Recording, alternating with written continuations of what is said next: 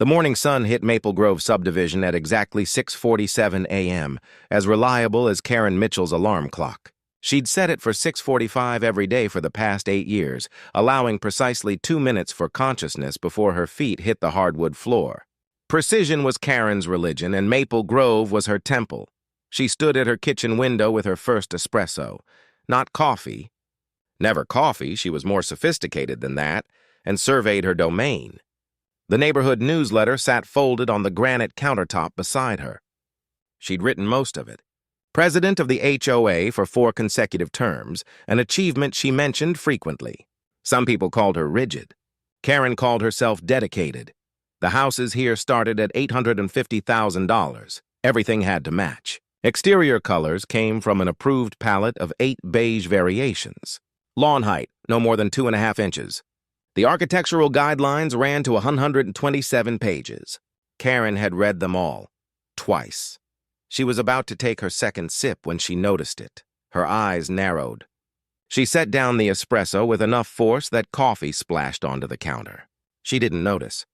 Her gaze was fixed on the corner property, the Hendersons' place. Or rather, the thing that had appeared behind their privacy fence recently. Actually, it wasn't behind the fence. The aluminum gleamed in the morning light, visible from her vantage point. It was a ramp. A wheelchair ramp, specifically. Leading from their deck directly down into the pool, Karen's jaw tightened. She knew about the Hendersons. New to the neighborhood 6 months ago. Quiet. They'd actually submitted their exterior modifications in advance, which was refreshing. Paint color, windswept taupe, approved. New mailbox, traditional wrought iron, approved. They seemed to understand how things worked here, but nobody had submitted a ramp. Karen set her phone on the counter and made 3 quick notes in her leather-bound HOA Administration Book, 8:14 a.m. Unauthorized structure, Hendersons, back property. Photos required. She finished her espresso. It was cold now, but she drank it anyway. Karen didn't like cold espresso, but she also didn't like letting things go to waste. By 8:30 a.m., she was ready. The Hendersons' house was a 2-story colonial with black shutters and a 3-car garage. Very tasteful. The front lawn was perfect. The grass even looked measured, though Karen suspected that was just coincidence. She parked her Range Rover in their driveway with the confidence of someone who'd never been told no. She was adjusting her cardigan when the front door opened. The woman who emerged was in her early 60s. Brunette, wearing yoga pants and a long-sleeved shirt despite the warmth. She had tired eyes. She had the specific tired of someone who'd been tired for a very long time. Mrs. Henderson? Karen didn't wait for confirmation. I'm Karen Mitchell, HOA president. We need to discuss the ramp. The woman, Sarah, according to Karen's records, blinked. I'm sorry? Your pool ramp. The installation in your backyard. I wasn't notified of any modifications. Karen kept her tone light, conversational. This was a teaching moment, not a confrontation. Karen loved teaching moments. These things need to go through proper channels. The Architectural Review Board needs to assess whether it complies with aesthetic guidelines. Sarah's expression shifted. Not to defensiveness, but something worse, resignation. Like this was a conversation she'd had before, many times, with many people. It complies with the ADA, Sarah said quietly. Well, yes, but that's federal law. We're talking about community standards, neighborhood cohesion. Surely you understand this isn't personal. It's just the way we maintain property values here. Sarah didn't respond immediately. She looked past Karen at something Karen couldn't see. When she spoke, her voice was carefully controlled. Why don't you come around back? Karen followed, already mentally composing the strongly worded email she'd send to the Architectural Review Board. She walked with purpose, her heels clicking on the pavement. Sarah moved more slowly. The backyard was larger than Karen's. They had a pool, 12 by 24 feet in ground, quite nice actually. And the ramp. Karen had expected something ugly, functional but crude. Something that looked like it belonged in an institutional setting, not a $1.2 million home with a custom landscape design. Instead, she was looking at a work of engineering and aesthetics combined. The ramp was constructed from brushed aluminum with subtle LED lighting running along the edges. It was angled perfectly to the water, wide enough for wheelchair access, and somehow, impossible as it seemed, it was elegant. It looked like it had been designed by someone who understood both disability and beauty, who'd refused to choose between them. Karen stared. It came from a company in Portland, Sarah offered. They specialize in accessible luxury homes. They said it's actually become quite popular in high-end properties. You'd be surprised how many people in this income bracket need accessible features. It's still not approved, Karen managed, but her certainty had developed hairline fractures. I can show you the engineering plans, the structural certification, the aesthetic assessment they included. I have all the documentation. Sarah waited. Would you like to see it? What Karen wanted was for this to be straightforward, for Sarah to be defensive or apologetic or to make this easy somehow. Instead, she was being offered facts, professionalism, documentation. I'll need to review everything, Karen said. For the board, of course. Come inside. I'll print it out. The documentation was frustratingly impeccable. The ramp met every ADA requirement. It also exceeded them. The engineering specs showed calculations that suggested it could support a vehicle if necessary. The materials were rated to resist rust for decades. The aesthetic report had been prepared by someone with credentials Karen recognized. But there was something else in the folder. A single photograph printed on photo paper. It showed two people. A man, maybe mid-50s, handsome in that outdoorsy way that spoke of time spent outside. And a boy. Sarah's grandson, Karen would later learn, maybe 16, with the beautiful, unself-conscious smile of someone who'd just been given something precious. The boy was in a wheelchair. The man, her son David, was in the water with him, laughing. And the ramp, visible in the background, was the bridge between them. David designed the specifications, Sarah said softly, watching Karen look at the photo. He's a structural engineer. He built it with the company's help. It's not just accessible. It's perfect for what it does. My grandson has muscular dystrophy. He's been in a wheelchair for 3 years. This is the first time since then that he's been able to go into a pool independently. Karen felt something in her chest that she usually kept well organized. A feeling. An unwelcome one. I see. Before David built this, my grandson would have to have been lifted into the water. The physical strain was terrible on him. The dignity of it. It was hard. Now he can just roll down. He can be independent. He can bring his friends over. He's happy. Karen looked at the photo again. The boy's smile. The father's joy. The impossible ramp that made it possible. I didn't know, Karen said. How could you? Sarah's tone wasn't unkind. You didn't ask. You just came with your rules. That night, Karen sat in her home office and pulled up the HOA architectural guidelines on her computer. She read through them. All 127 pages. She'd read them before, of course, but she read them differently now. She tried to find the exact language that prohibited disability accommodations. It wasn't there. What was there was language about materials that harmonize with the neighborhood, aesthetic, and structures that maintain property values and community, character. But the ramp, Karen had to admit, even to herself, maintained both. It was beautiful in its functionality. She opened her email and began to type. Then she deleted it. Then she tried again. Finally, she got it right. She wrote, "To the board, I have reviewed the Henderson property's recent installation. While unauthorized at submission, the structure appears to meet all codes and standards. I recommend we discuss updating our guidelines to address similar situations proactively. The current structure will remain pending full board review." It was bureaucratic language. It was safe. It changed nothing and everything. Karen hit send at 11:47 p.m. and closed her laptop. For the first time in 8 years, she felt like maybe she didn't have the answer. David Henderson didn't know he was being investigated. He was too busy teaching his son to do a racing dive. Marcus was 16, and he'd learned to be matter-of-fact about his disability in a way that broke David's heart and made him immensely proud all at once. The muscular dystrophy had taken a lot from him, mobility primarily, but also time. It was always time that people didn't understand.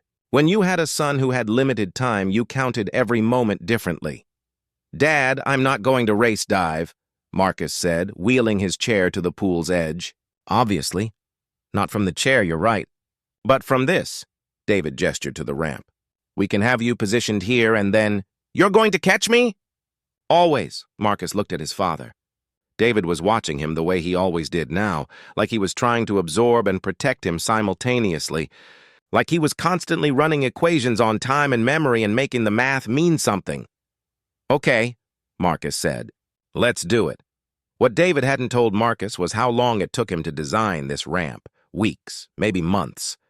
He'd built it twice before getting it right.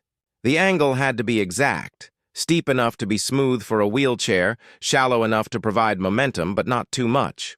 The height had to match perfectly with the water level. The width had to accommodate the chair perfectly while still looking intentional rather than accidental in the space.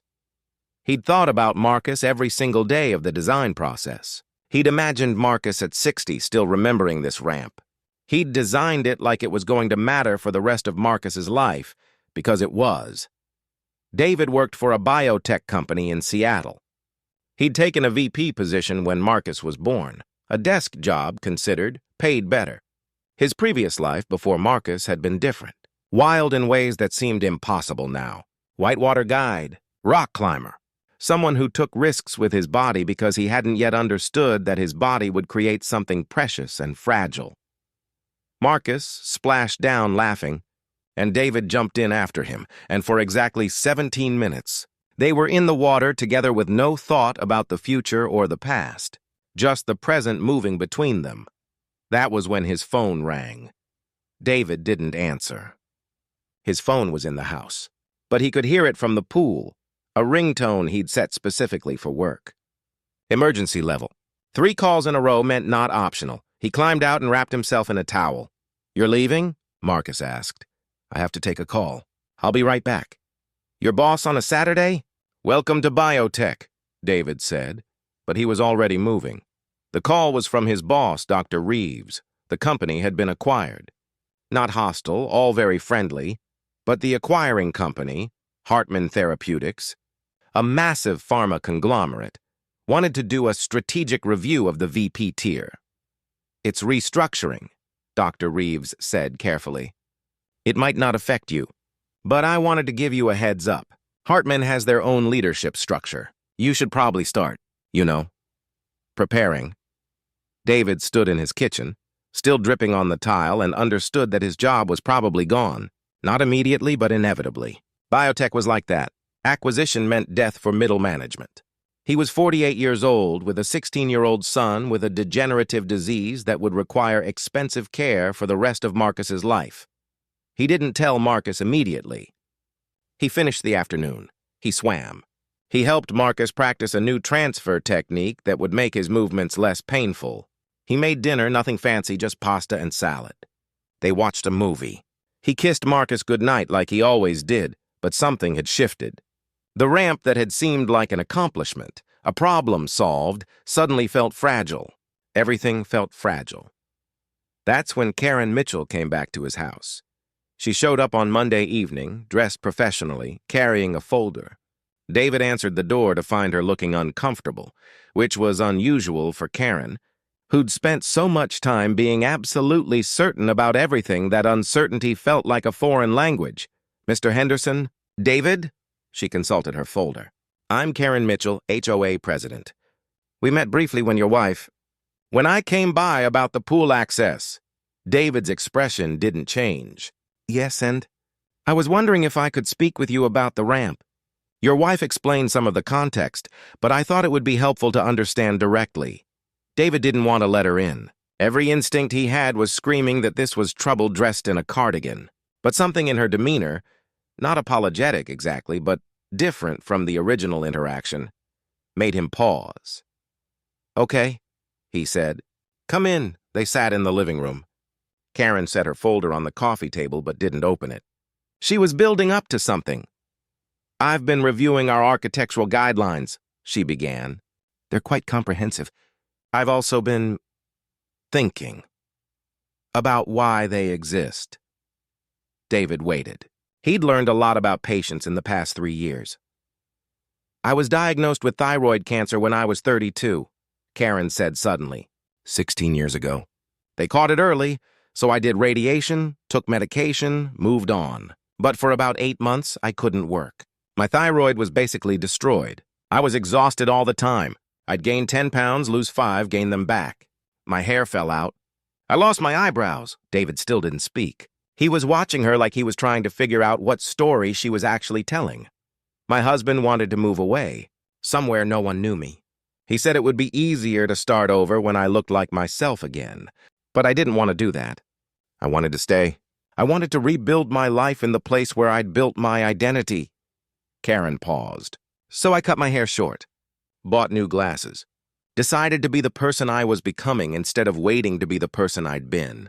And this neighborhood helped me do that. The structure here, the way things are organized and controlled, it helped me feel in control of something when everything else was chaotic.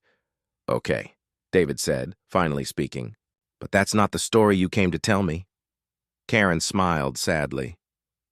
No, it's not. The point is, I built my life around control, and control is just another word for fear. Fear that if things aren't perfect, if they're not exactly right, then something will fall apart. She opened her folder. Inside were printouts, not of the ramp specifications, but of articles, news articles. I did some research, Karen continued. After I spoke with your wife, I looked up structural engineers in the area. I found some of your publications. I read about the Riverside Bridge, the adaptations you designed for the Snoqualmie Falls walkway. David's face registered surprise. He hadn't expected anyone to notice those projects. You're not just a structural engineer. You've done work for disability access specifically. Bridges, buildings, pathways. You've won awards. There's a photograph of you in a magazine from 2008 that says you revolutionized accessible architectural design. And then the articles stop. Around the time your son was born, David's jaw tightened. He got sick, Karen said. It wasn't a question. He got sick, David confirmed. I had a choice. I could keep traveling, keep speaking at conferences, keep being the guy who designed revolutionary accessible spaces. Or I could be here. I chose here. And now you designed a ramp. I designed a ramp. Karen looked at her folder, then at David. I came here to apologize, to say that I was wrong to challenge your family's choices, that I was cruel even if I didn't mean to be, that the rules I enforce so carefully sometimes hurt people who don't deserve hurting. David studied her. Why are you telling me this? Because I realized something.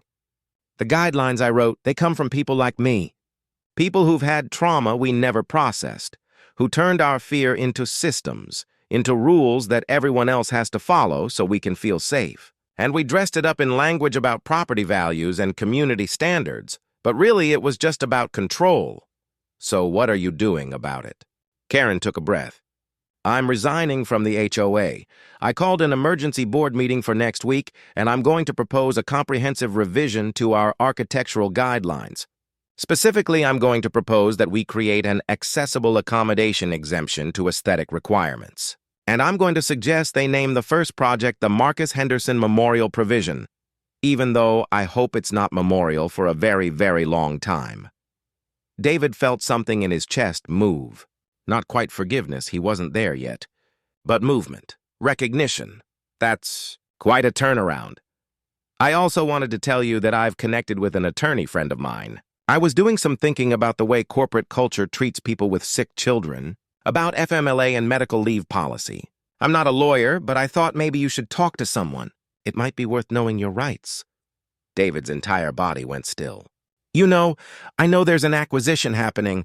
I have a friend who works in HR at Hartman. I mentioned I was thinking about employment law, and the topic came up in conversation. She mentioned a strategic review of your company.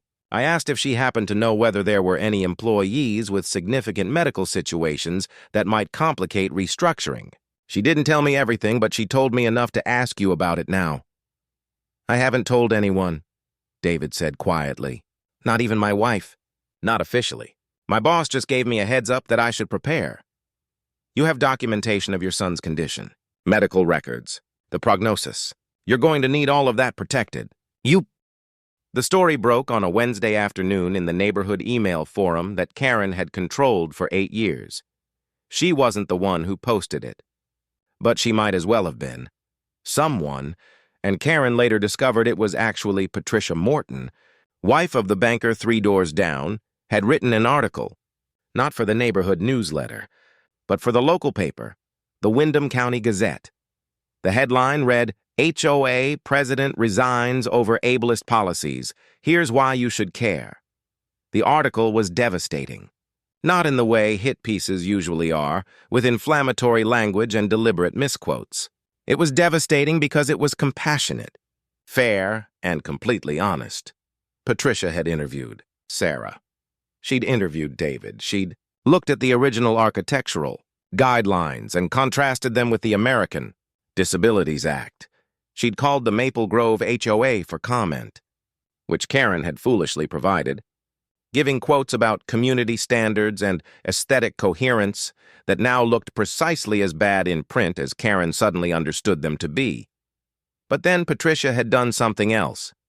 She'd looked into the pattern. Over the past 8 years, under Karen's leadership, the Maple Grove HOA had rejected or demanded modifications to a wheelchair ramp, the Hendersons, a driveway widened to accommodate a handicap van, the Garcias, an outdoor shower accommodation for someone with severe arthritis, the O's, a mobility assistance device storage area, the Johnsons, a modified walkway for someone recovering from a stroke, the Petersons. Every single request had been challenged, Patricia wrote. Every single one. Not because they violated structural codes or engineering standards, but because they didn't match neighborhood aesthetics. She'd also investigated Karen's background and discovered, through public records and interviews, the story Karen had told David about her own illness. Patricia had written about it with respect, but also with clarity. Sometimes the trauma that creates us drives us to build systems that hurt others. Sometimes we have to recognize that. Karen Mitchell created this policy framework from a place of personal pain, Patricia wrote. That doesn't excuse the damage, but it explains it. And it means that resignation alone isn't enough. The system itself has to change. The article was published on a Wednesday. By Thursday morning, the Maple Grove neighborhood Facebook group had exploded. Some people defended Karen. She'd kept the neighborhood safe, organized, valuable. Wasn't that worth something? Wasn't some level of strictness necessary? But more people, far more people, had questions.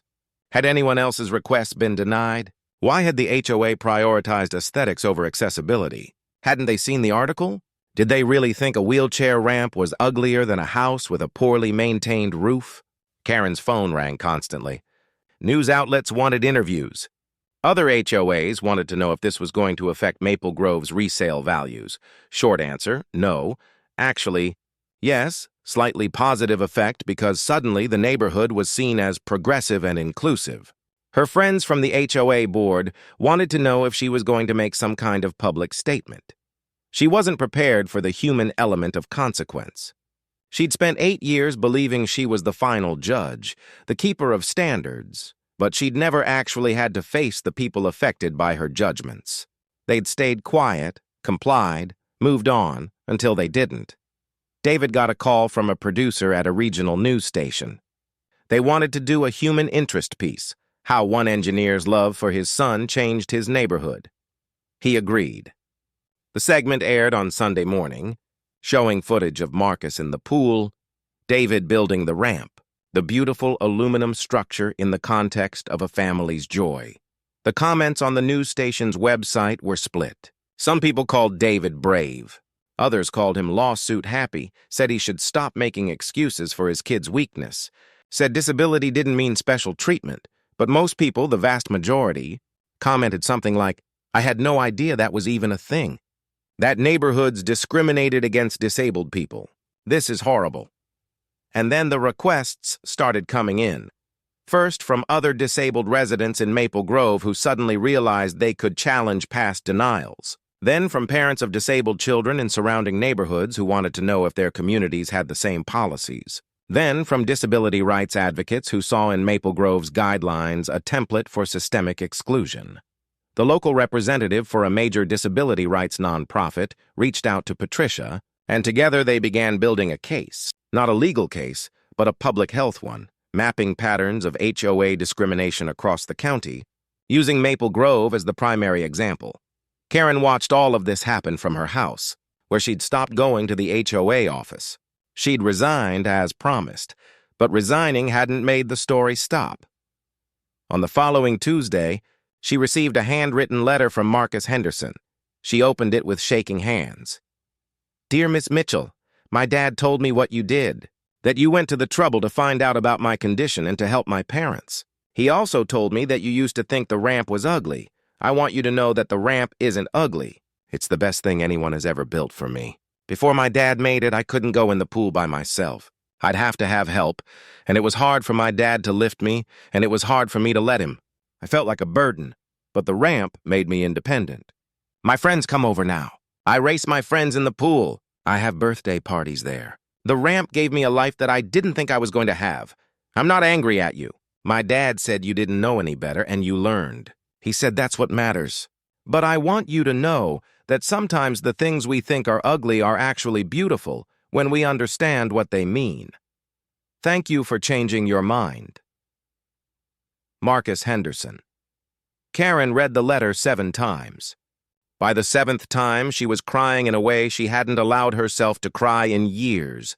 Not controlled, not managed, not rationed out like a resource that might run out. She'd been so afraid for so long. Afraid that if she stopped managing, if she released control, everything would fall apart. But watching the community coalesce around the Hendersons, watching people recognize the beauty in the ramp, watching a 16-year-old boy and his father exist more fully in the world because someone had built them a bridge. It was falling together, not apart. The Maple Grove Board voted 2 weeks later to revise the architectural guidelines comprehensively. The revision included an accessibility accommodation exemption that allowed residents to install disability-related modifications without aesthetic review, as long as they met all codes and engineering standards, a mandatory sensitivity training for future HOA boards, a formal apology to the families who'd had, requests denied, the creation of the Marcus Henderson accessibility provision, which would be printed on a plaque placed at the entry to the neighborhood. Karen attended the board meeting but sat in the back. She didn't speak. She simply listened as the new president, a man named Robert Chen, who worked in tech and actually believed that communities could be both organized and humane, presented the revised guidelines. The vote was 8-1 in favor. The single dissenting vote came from Patricia Helmsworth, who'd been on the board for 6 years and who still believed that special treatment was inherently unfair. After the vote, Marcus's name was officially attached to something. It would be there, on a plaque, forever. Not as a memorial, but as a recognition, a small piece of permanence in a temporary world. David called Karen the next day. They had a conversation that neither of them had expected to have. "I wanted to thank you," David said simply. "You don't need to thank me. I was doing damage control. You were doing more than that. You were changing your mind. Do you know how rare that is?" Karen didn't answer immediately. She was thinking about fear and control and the way she'd spent 8 years building walls without understanding. That walls kept good things out just as effectively as they kept bad things in. "I was doing the best I could with what I understood at the time," she said finally. "I was wrong. I'm sorry. I know. My son forgave you already. So did my wife. So did I." David paused. "But forgiveness is free. What matters is what you do next." Karen understood that. She'd spent 8 years learning about consequence, and now she was beginning to understand that consequence worked in both directions. She'd caused harm, but she could also help heal. That asymmetry, that ability to move from destruction to construction, that was what surprised her. 3 months later, Maple Grove won a county-wide recognition for progressive HOA governance and inclusive community policies. It was ironic and fitting, like receiving a prize for finally doing the thing you should have been doing all along. The local news station came back to do a follow-up piece. They interviewed David and Marcus. They interviewed Karen, who finally agreed to appear, sitting in her living room and talking about fear and control and the way systems we build to protect ourselves often end up hurting others. "I thought I was protecting property values," Karen said on camera. "But property values are just numbers. What I was really protecting was my own need to feel in control. And in doing that, I made decisions that made other people's lives harder.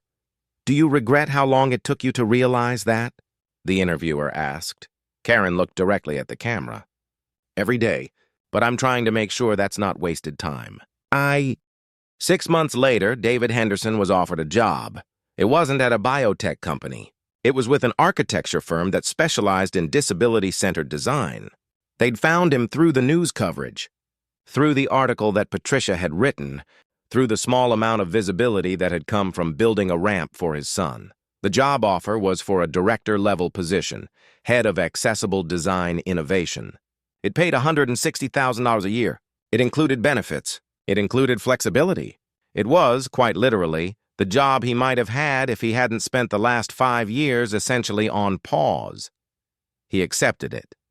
Marcus was there when David opened the email, and when his father stood up from his desk with his hands shaking, Marcus said, "You're going back to being the bridge guy." "Yeah," David said, pulling his son close. "I'm going back to being the bridge guy." The new position meant things could change. Not dramatically. David wasn't going to suddenly become someone who traveled constantly or prioritized career advancement over being present.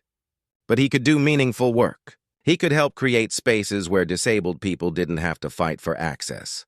He could build things that made people's lives easier instead of building things that looked impressive in magazines. His first project was consulting on an elementary school renovation project in Portland.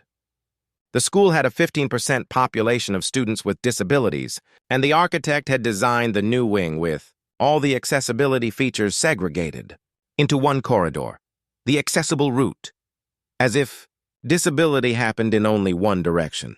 David spent 3 weeks there redesigning the entire floor, not as an accommodation, but as a complete reimagining of how movement worked through space. Bathrooms became accessible, but that meant bigger, better bathrooms for everyone. Stairs were supplemented by ramps that were useful for anyone with a stroller, a walker, a heavy backpack. The library was designed so that whether you accessed it by foot or by chair, you got to the same books, from the same perspective, with the same dignity. "It's beautiful," the principal said, looking at his designs. "It's just logical," David replied. "Most spaces aren't designed for actual humans. They're designed for the idea of perfect humans. And perfect humans don't exist." He got the job at the firm. It meant a move to Portland, which was complicated. Marcus was finishing high school. His medical team was in Washington. Uprooting was hard, but David and Marcus sat down and talked about it like they'd learned to do, honestly, with space for both their needs. "If you want to stay, we stay," David said. "But if you can handle the change, this job means I can keep working on projects like the ramp. It means I can be doing something that matters." "I'll come," Marcus said. "But Portland weather is going to suck." "Yeah, and I'm allowed to be mad about it sometimes." "Absolutely." "Then let's go." The move happened in August. Marcus started at a Portland public school that had a strong disability services program. David started his job with the architecture firm, and within his first month, he was being interviewed by 2 different disability-focused publications about his approach to accessible design. "When did you become passionate about this?" one interviewer asked. David didn't hesitate. "When my son got sick. Before that, I was designing flashy bridges and walkways for places rich tourists wanted to go. But I wasn't really thinking about accessibility. I was thinking about beauty for beauty's sake, about ego, really. And then suddenly, accessibility wasn't theoretical anymore. It was personal. Some people might say that made you less objective, I know. And I'd say those people are idiots?" David smiled slightly. "Design should be personal. It should be humane. The moment you think you're designing for abstract notions of the user instead of real people like my son, you've lost the point." The articles got picked up. One of them was read by an urban planner in Seattle who was working on a major public space redesign. He reached out to David. Could he consult? Could he ever? Meanwhile, back in Maple Grove, Karen was preparing for something that genuinely terrified her.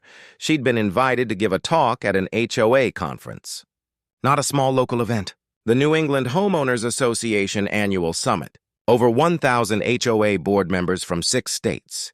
The conference organizers wanted her to present on beyond compliance, building truly inclusive communities. She'd said no 3 times. Then she'd said yes. I don't know how to be vulnerable in front of people, she'd told her therapist the week before. Because yes, Karen had finally gotten therapy. Real therapy. With an actual human being trained to help her excavate the fear that had been driving her for 40 years. You've been vulnerable, the therapist pointed out. You've admitted you were wrong. You've changed. You've helped others. That's vulnerability. That was just happening. I didn't have a choice. Choosing to stand up and admit it to 1,000 people? That's a choice. So Karen stood at a podium in front of 1,000 HOA board members in Boston and told the truth.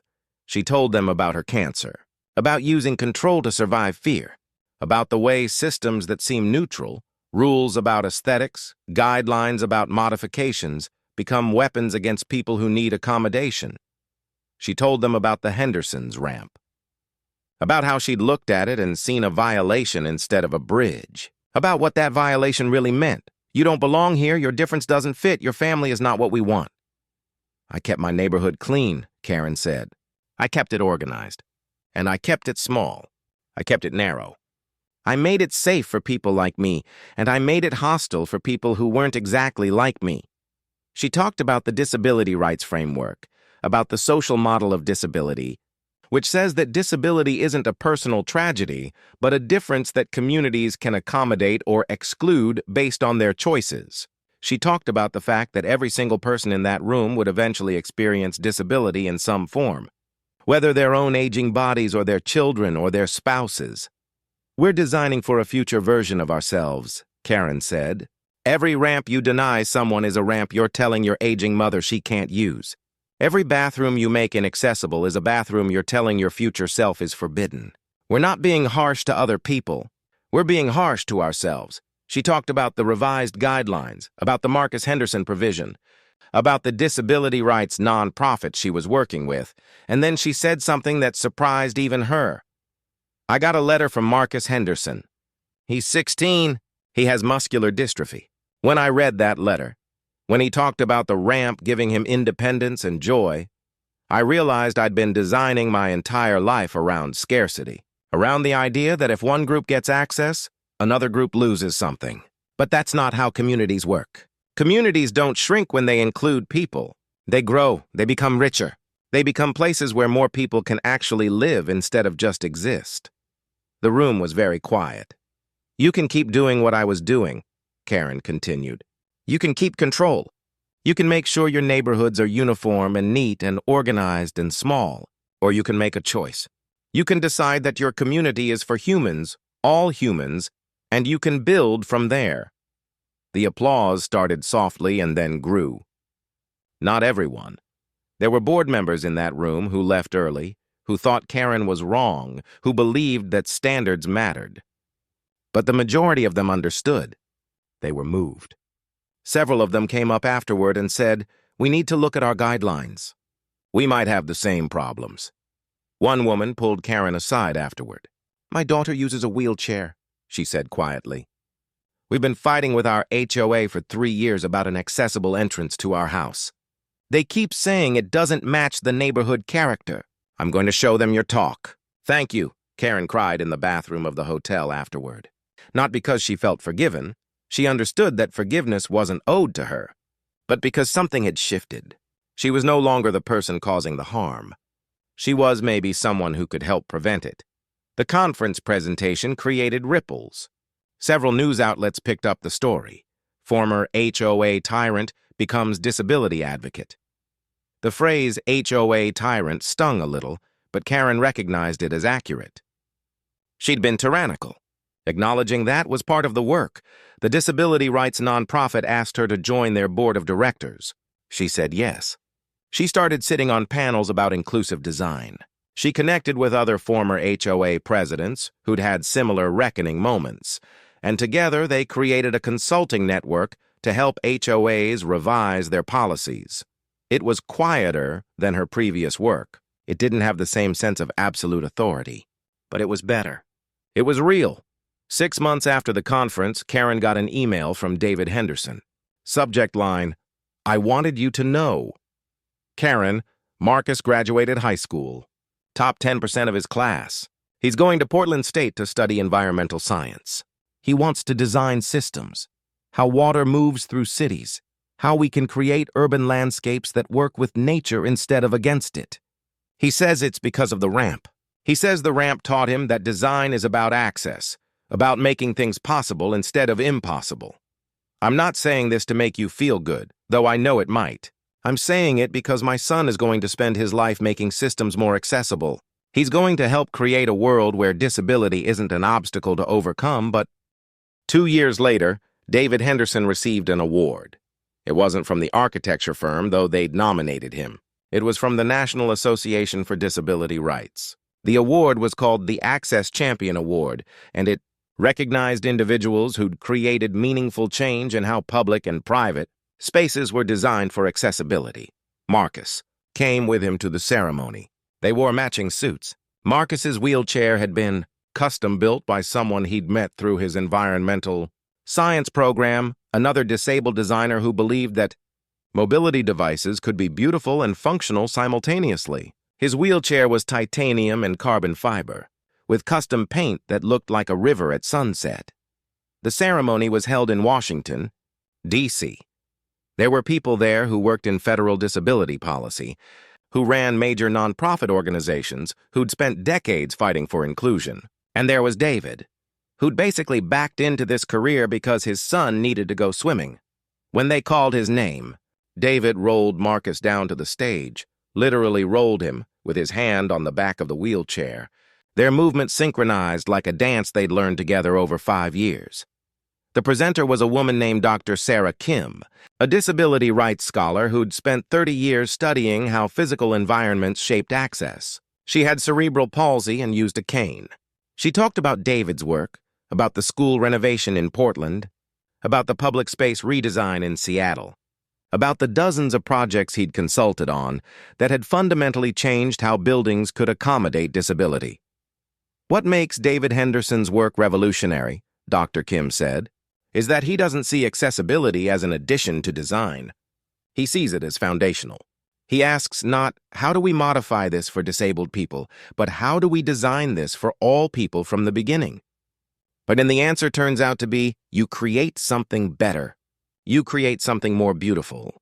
You create something more human. When David got to the podium, he had his speech written out, but he set it aside. I want to tell you about the moment I understood why this work matters, he said. I was standing on a ramp I built for my son. Well, I didn't build it alone, but I designed it. And I was looking at my son's face when he went into the water independently for the first time in 3 years. And I thought, every time someone designs something, they're making a choice about who belongs. They're saying, you're the kind of person I had in mind when I made this. You're the expected user, and everyone else is the afterthought. David looked out at the audience. I've designed things my whole life, and for most of my career, the expected user was a specific kind of person, young, able-bodied, typically sighted and hearing. I wasn't thinking about my future self, who will have less mobility than I do now. I wasn't thinking about my parents, who have arthritis and balance problems. I wasn't thinking about the actual range of human existence. When my son got sick, everything changed. Not because he was my son, but because it became impossible to make him theoretical. He was real. His needs were real. His right to access was real. And suddenly, designing for his access meant designing for everyone. If there's anything I want to pass on from this moment, it's this. You don't have to wait for someone you love to be disabled. You don't have to wait for personal tragedy to recognize that the ways we build spaces excludes real people. You can choose it. You can choose right now to design for everyone. And I promise you, the world gets better. The standing ovation lasted 2 minutes. David came back to Marcus and held his shoulder, and his son was glowing. Not with pride in David, but with something deeper. Recognition that his existence, his disability, his need for a ramp to go swimming had somehow become part of a larger truth about how to build a more just world. Back in Maple Grove, Karen Mitchell was having her own moment. She'd been approached by the town council about a specific project. Maple Grove was a suburb of a larger city, and the town was developing a new civic center. The architects had designed something beautiful, a modern building with lots of glass and open spaces and a central plaza. But they hadn't thought about accessibility in any meaningful way. The town council asked Karen if she'd be interested in serving on an advisory committee to review the design through an accessibility lens. She said yes before they finished asking. This time, her work wasn't about saying no. It was about saying yes differently. She met with the architects and brought in consultants, including David Henderson, who she'd stayed in touch with over the years. Together, they didn't tear down the original design. They enhanced it. The plaza became accessible through multiple routes, ramps that didn't feel like ramps, pathways that accommodated all kinds of mobility devices, spaces to rest that looked like intentional design features rather than sad benches for tired people. The building's entrance was redesigned so that the stairs and the ramp were equally prominent, both equally important ways to enter the space. "We're not designing for disability," the lead architect said in a team meeting. "We're just designing honestly for the actual range of human bodies and minds that will use this space." "Exactly," Karen agreed. "We're just designing for humans." The new Civic Center opened 2 years later. On opening day, Marcus Henderson, now a college student but home for summer, rolled his wheelchair through the plaza and up the ramp that had been designed as a genuine architectural feature. He brought a group of disabled friends with him. They brought canes and walkers and wheelchairs and service animals. They used the buildings in the way they'd been designed to be used, as spaces for everyone. Karen watched them from across the plaza, and she felt something that took her a moment to identify. It wasn't pride. It wasn't satisfaction with a job well done. It was peace. It was the sense that she'd finally aligned her actions with her values, and that alignment meant something. The summer Marcus turned 20, he organized a gathering. He called it the Ramp Initiative Reunion, and it brought together everyone who'd been part of the story. Karen came. David and his wife Sarah came. Patricia Morton came. The disability rights nonprofit director came. The original architect who designed the Portland school came. 20 people total, gathered in the Henderson backyard, on a deck overlooking that same pool that had started everything. They sat and shared stories. Patricia talked about writing the article and why it mattered. David talked about the jobs he'd turned down before Maple Grove, work that had seemed more prestigious but mattered less. Karen talked about what it felt like to finally stop being afraid, and Marcus talked about the future. "I'm doing my senior capstone project on universal design principles in environmental systems," he said. "How to make water management, urban green spaces, public transportation, all of it actually accessible to everyone. And the reason I care about this is because of the ramp. Because I learned that the most elegant design isn't the fanciest one. It's the one that works for the most people." He paused. "I want to tell you guys something. When I was first told I had MD, I thought my life was over. I thought I'd never do anything that mattered. I thought I'd become invisible. But then my dad built me a ramp and suddenly I wasn't invisible anymore. I was visible to my father's colleagues. I was visible to an HOA president who had to confront her own bias. I was visible to my friends, to strangers, to people on the internet. And that visibility wasn't shameful. It changed things. I think about all the disabled people who don't have someone to build them a ramp, who don't have architects and HOA presidents and journalists looking at their access needs. And I think about how we could build a world where everyone's visibility was enough, where we didn't have to be special cases or inspirational stories, where disability was just accommodated, the way the world accommodates rich people without making it seem remarkable." He looked at Karen specifically. "I want to thank you for being willing to change. Not because I forgive you for trying to remove the ramp, I mean I do, but that's not the point. I thank you because you showed me that even people who are built to enforce systems can choose something different. That there's always a choice, even when you've been doing things one way for a long time." Karen had tears in her eyes. David had his arm around Marcus's shoulder. The moment felt both specific to this one family and universal somehow, like it contained something true about how change happens. Slowly, painfully, then all at once, then differently than you expected. 3 years later, Marcus graduated from Portland State with honors. His capstone project won a national award for sustainable design. He was offered a position at an environmental design firm in Seattle, the same city where David had started his career designing bridges for tourists. Only this time, Marcus wasn't designing for the expected user. He was designing for everyone. He took the job. He and his father moved back to Seattle together. Marcus rented an apartment in a newly renovated building that had been designed with accessibility as a foundational principle, not an afterthought. It was expensive, which was ironic. Disability-forward design shouldn't be a luxury good, but it existed, which meant that at least it was possible. David continued his work with the architecture firm. He consulted on projects across the country. He wrote a book called Building for Everyone: The Case for Universal Design, which became assigned reading in architects. The article was published in a major architectural journal. It was written by Marcus Henderson and Hannah Chen Henderson, his wife. The title was Ramps as Resistance: How Universal Design Became Revolutionary Through Personal Necessity. In it, they traced the evolution of design thinking, starting with a single ramp built by a structural engineer for his disabled son. They talked about how the ramp had become visible through social media and press coverage, how that visibility had forced a community to confront its biases, and how that confrontation had rippled outward into policy changes that affected hundreds of thousands of people. They also wrote, honestly, about the problems, about how the ramp was beautiful only because David had resources and expertise, about how most disabled people still didn't have access to design that prioritized them, about how true universal design would mean fundamentally restructuring how we built society, not just tweaking existing systems. The ramp, they concluded, was both revolutionary and insufficient. It changed one family's life. But the world is full of families who will never have a ramp, who will never have someone design their access with love and precision. The real work, the ongoing work, is making sure that everyone gets what my father built for me. Not as a special accommodation, but as standard. The article was assigned in architecture programs. It was cited in policy papers. It became part of the language that disability advocates used when they talked about systemic change. Karen read it and felt something close to peace. She was 63 years old. She'd spent the last 10 years working in disability advocacy. She'd helped revise policies in 17 different HOAs.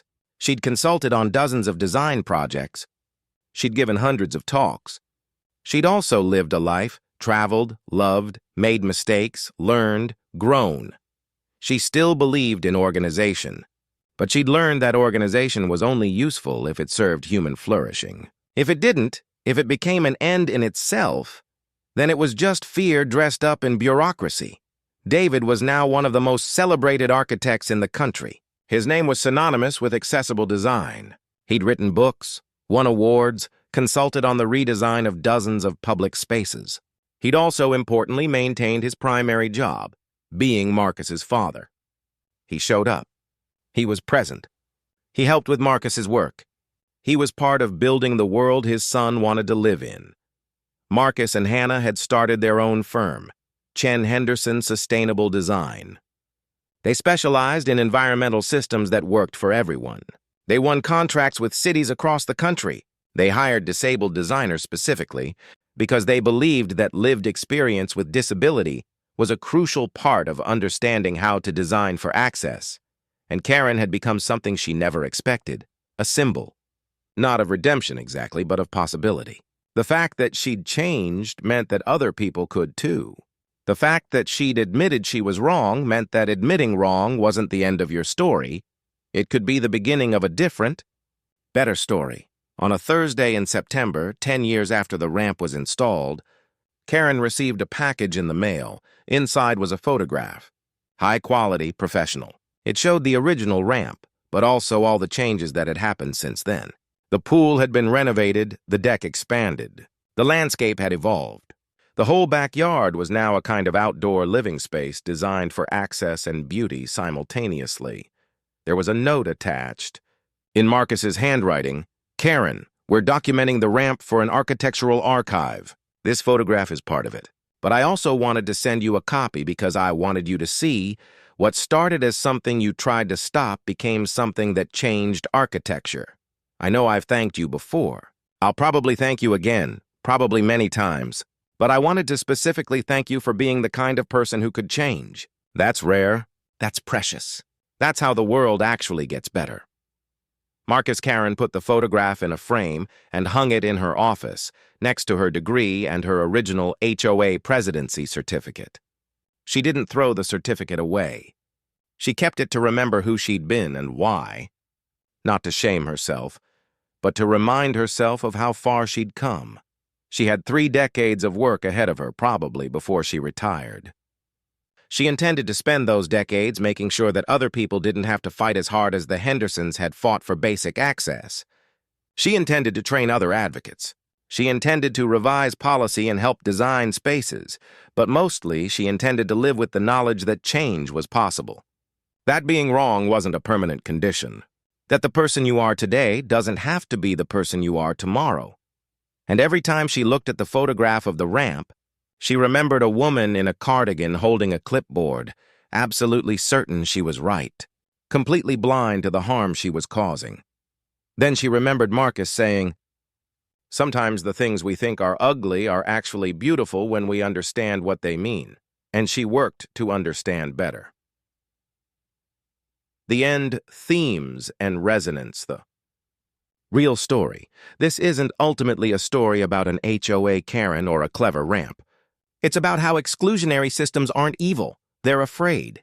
How control is built from trauma, and how the only thing that can break a system is when the person defending it finally sees the human cost of their defensiveness. What the ramp represents. The ramp is both literal and metaphorical. Literally, it's accessibility.